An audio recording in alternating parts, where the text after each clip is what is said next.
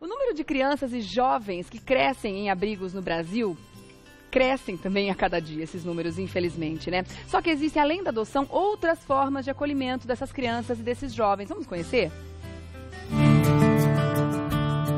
O vínculo e o afeto são fatores fundamentais para que a criança tenha condições para moldar o seu caráter e a sua personalidade. O amor, o carinho e a proteção são importantes tanto para a sua saúde física quanto psicológica. É por isso que toda criança e adolescente tem o direito de se desenvolver plenamente em família e na comunidade. O acolhimento é uma medida de proteção prevista no Estatuto da Criança e do Adolescente para casos de violação ou ameaça dos direitos das crianças e adolescentes. Existem diferentes modalidades de serviços de acolhimento. O padrinho, ele não é o responsável legal pela criança ou adolescente. Então, ele não é a pessoa que deve garantir a escola, que deve garantir o lazer, que deve garantir os cursos complementares da criança. O padrinho é aquele que a gente tem nas nossas vidas mesmo. É aquela pessoa que a gente convive não diariamente, mas a gente encontra regularmente, embora não seja diariamente, para fazer coisas gostosas, para conversar, para pedir apoio, para pedir um conselho. Somos casadas há 10 anos, resolvemos não ter filhos, né? E também não tínhamos a intenção de adotar, né? E aí surgiu esse apadrinhamento afetivo. Então a palavra já nos remeteu a alguma coisa muito legal, entendeu? Apadrinhar de forma afetiva. Eu vou doar o meu tempo para alguém que precisa de amor. O amor, ele tem que ser distribuído, não só para quem você conhece ou quem é da sua família. Porque é fácil você amar uma pessoa que você gosta da sua família, do seu convívio. Mas aprender, construir um amor. E a gente tem muito amor para oferecer. Às vezes a gente tem medo disso.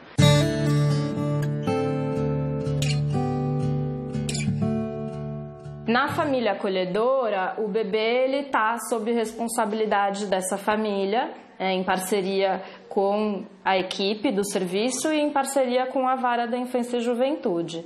Então, esse bebê ele mora nessa casa. Esse bebê ele recebe todos os cuidados que um bebê que está na sua família recebe. Pesquisas e os estudos mostram que a primeira infância, a primeiríssima, que é de 0 a 3 anos, é a fase mais importante para o desenvolvimento de um ser humano. Nós já vimos querendo participar de algum voluntariado e sempre tive um encantamento muito grande com crianças, principalmente bebê. Adoro bebê. Bebezinho, eu acho isso uma delícia. Mas eu acho que é onde a gente mais pode ajudar se você quer novos adultos também. E esses bebês chegam normalmente precisando de muito colo. Muito carinho, muita atenção, aquilo que todo mundo fala, não fica pegando esse bebê toda hora que vai ficar mal acostumado. Não, a gente pega. A gente pega, é muito colo. Quando chega em casa, é colo o dia inteiro, o tempo que reclamou vai pro colo. O período de adaptação é muito rápido, entre de 1 a 2 semanas, com muito cuidado, muita atenção. E também muita conversa com o bebê. Ele acaba entendendo o novo ambiente, a nova realidade, a nova situação, e ele se familiariza, se acomoda com aquela situação. O Fazendo Minha História é um programa do Instituto que tem como objetivo fortalecer a identidade familiar e pessoal da criança ou adolescente. Quando uma criança ou adolescente mora num ambiente coletivo, como é o do abrigo institucional e da casa-lar, existem poucos espaços individualizados para as crianças compartilharem as suas lembranças, para falarem o que elas estão pensando, o que elas estão sentindo, o que aconteceu com elas antes delas serem acolhidas. Então, o Fazendo Minha História também forma voluntários, pessoas da sociedade civil interessadas em se relacionar afetivamente com as crianças e adolescentes, e essas pessoas vão ao serviço de acolhimento após uma formação e uma seleção 1 vez por semana, e durante 1 hora fazem um trabalho com livros e com a construção de um álbum da história dessa criança.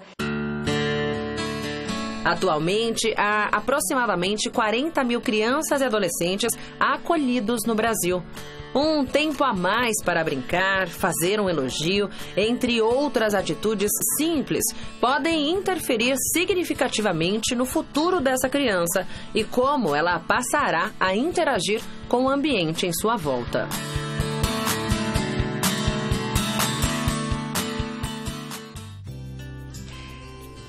Estamos aqui já numa conversa porque é um assunto complexo demais, mas ao mesmo tempo tão maravilhoso e que dá oportunidades para tantas crianças se desenvolverem de uma forma bem melhor. A gente vai conversar sobre esse assunto. A Dora Martins é juíza de Direito do Estado de São Paulo e membro da Coordenadoria da Infância e Juventude do TJSP. Muito obrigada pela presença aqui no Revista da Cidade, viu? Obrigada a você pela oportunidade.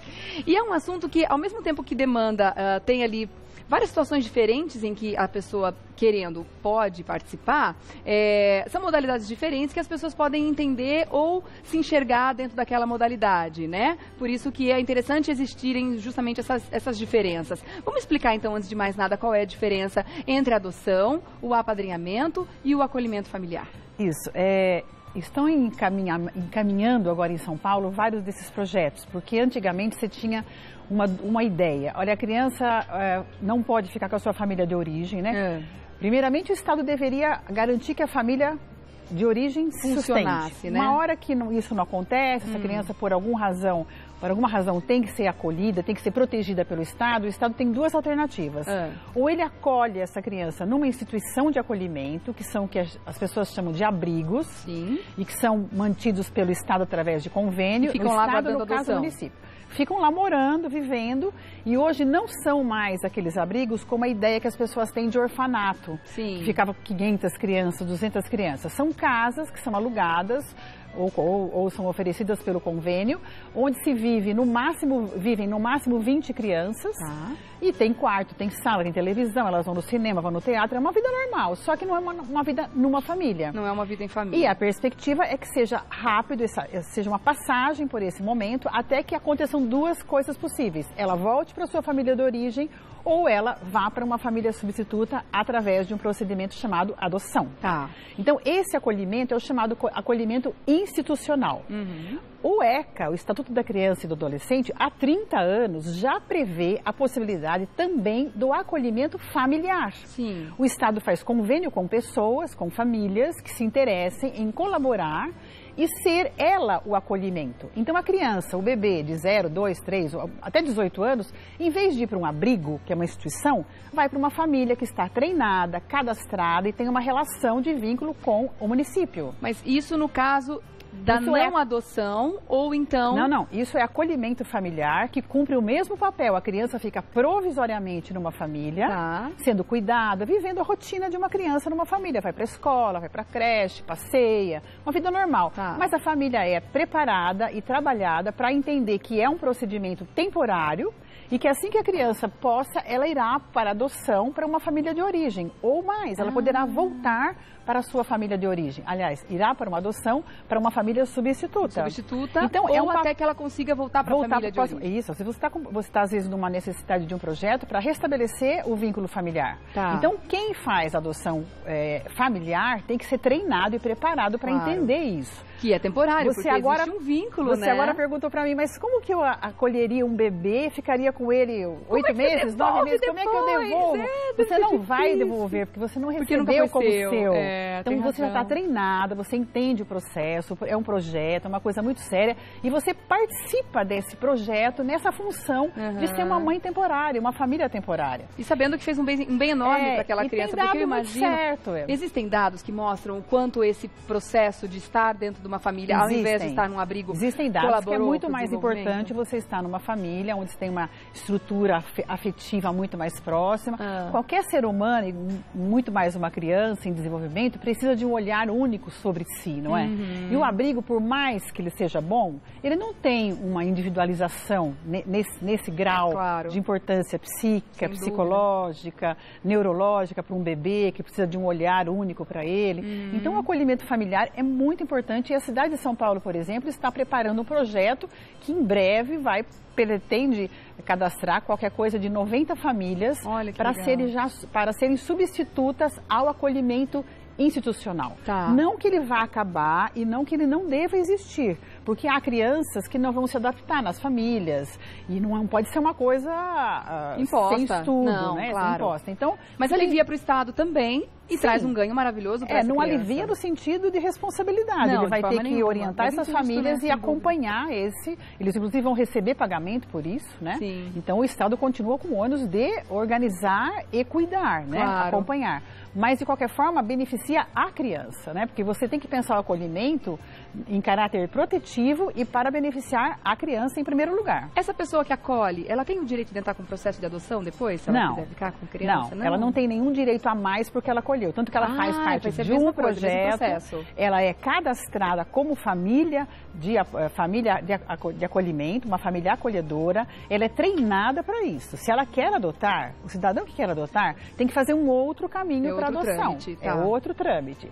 E aí, em terceiro lugar, que acho que você já falou sobre isso, o que é o apadrinhamento? As pessoas confundem. O apadrinhamento é um outro projeto desenvolvido, também determinado pelo ECA, através do qual pessoas interessadas em conhecerem jovens e adolescentes e crianças um pouco maiores, o que acontece nos nossos abrigos? Nossos abrigos têm muitas crianças, algumas passageiras e algumas que ficam até os 18 anos. E o brasileiro já adota bastante criança até 5, 6 anos de idade. Mas o brasileiro ainda não adota criança de 10, 11, 12 anos. Por isso que esses números não param de crescer. Não param de crescer. E essas crianças permanecem no abrigo e aos 18 anos há um drama muito grande, porque eles se tornam civilmente maiores. E não tem para onde ir. E tem que sair desse sistema, né? Eu sou até defensora de que o sistema se estendesse até uns 25 anos, em termos de proteção e de estrutura.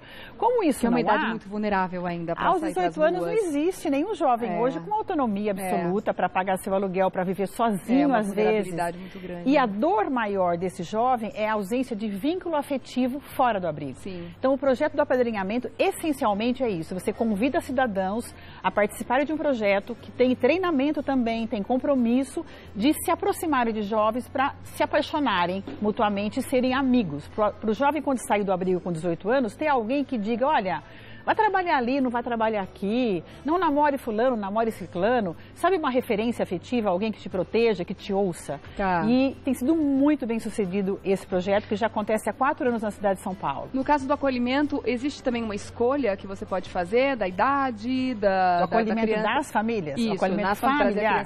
Eles são treinados para acolher de todas as idades. Mas é o Estado que escolhe, essa criança ele é preparado, isso. A quem escolhe a criança é o Estado. Eles são treinados durante 6 meses, mais ou menos, e depois eles fazem parte de um banco de pessoas disponíveis. E aí, quando o Estado tiver a criança, ele vai ver a ficha da pessoa, o que é dito da pessoa, o perfil da pessoa para combinar com a criança. Tá certo. Gente, que assunto importantíssimo. Quer dizer, existem algumas modalidades diferentes de como você pode ajudar, de como você pode contribuir para o crescimento de uma criança, o crescimento emocional, afetivo, que é o que dá mais estrutura para a gente levar a vida depois, né? É verdade. Isso faz uma falta no futuro enorme. Então, assim, você tendo condições, se informe. Eu vou dar, inclusive, aqui alguns... o site, né, do fazendohistoria.com.org, é isso? Tem .com.org, as duas coisas no mesmo site, assim? Acho que não. Não, né? Eu acho que é só .org, acredito eu. Nunca vi .com.org. Mas tudo bem, vamos lá. Fazendohistoria.org. É o Instituto Fazendo História que entrou ali no nosso VT, que a gente mostrou agora, também explicando como isso pode funcionar. Existe algum contato do juizado, que a gente possa fazer? Os fóruns das cidades, eles promovem os cursos também, a preparação. Então, quando a pessoa está numa cidade que não tem um fazendo história na cidade, por exemplo, ele pode se dirigir no fórum da sua região e perguntar, olha, eu queria participar de um programa de apadrinhamento ou quero participar de um programa de acolhimento familiar. A Prefeitura em São Paulo é que está instalando o programa de acolhimento familiar. Acho que no site da Prefeitura tem. Mas o fórum é sempre um local de referência para quem está interessado para tirar dúvidas. Tá bom. E eu acho muito importante a sua fala, porque eu acho que é uma forma do cidadão participar da construção, né, do jovem na sociedade, do ser humano. E de uma forma social, amorosa, e não de uma forma só assistencialista. Nós podemos tirar aquela imagem da caridade para esse tema, não é? Exatamente. Que as crianças pequenininhas ou grandes, elas são cidadãos. Claro, e dependem tanto disso. Isso faz uma diferença gigantesca. Deixa eu agradecer, então, Dora Martins, que é juíza de Direito do Estado de São Paulo e membro da Coordenadoria da Infância e Juventude do TJSP. Muito obrigada pela sua presença. Até uma próxima. oportunidade. Viu? A gente que agradece Até a mesmo. próxima. Esclarecimento. Até a próxima. Assunto importante e lindo, né, gente? Adoção realmente é um ato de amor. Esses acolhimentos, essas outras formas que foram criadas agora também de participação das famílias nesse processo também são atos de amor maravilhosos. Então, você tendo essa disponibilidade, procure informação, né?